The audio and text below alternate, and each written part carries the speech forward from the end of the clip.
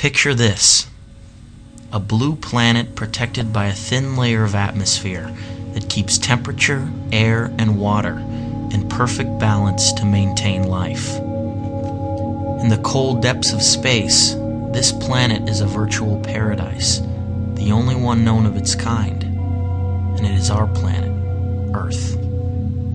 But something is wrong. The life-sustaining systems on this planet are breaking down. What happened? Us. Human civilization and our relentless consumption has brought this planet to the brink. But specifically, our destructive addiction to one single resource may push us over the edge. And that resource is oil. Oil is essentially ancient sunlight. Since the dawn of time, plants captured sunlight. After billions of years of decomposing in the earth, this fossilized sunlight became a fuel: oil, coal, or gas. This ancient sunlight has become modern civilization's battery pack. The problem is, oil is a finite resource. We are running out of the very thing our society is dependent on in order to function.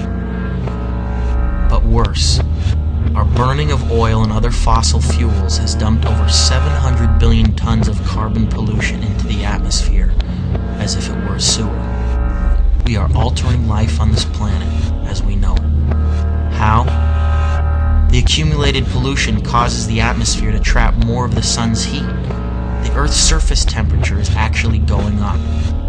This is what is known as global warming. Warming, that almost sounds inviting. That in a world 20 years from now, we will all be living in a tropical paradise, where the extent of our problems will be pondering which SPF sunscreen to use. But don't be fooled. Thousands of climate scientists agree that global warming is not only the most threatening environmental problem, but one of the greatest challenges facing all of humanity. The 1990s alone have been the warmest decade of the entire millennium.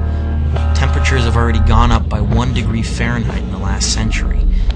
Maybe that doesn't sound like a lot, but it is. It only took 4 small degrees to shift us out of the last ice age.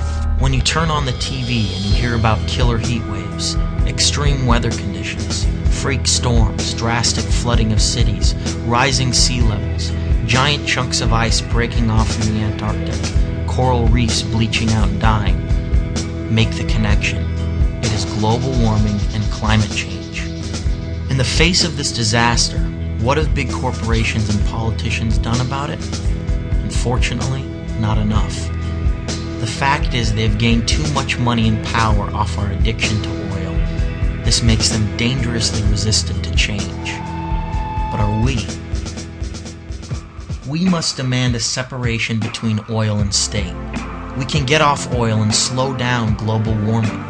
We can use energy more efficiently and support renewable, clean energy sources, new green technologies that don't burn carbon like hydrogen fuel cells, wind and solar power. We can vote for leaders who care about protecting your health, the air, and the environment. We can support nonprofits who are making a difference. We can be environmentalists.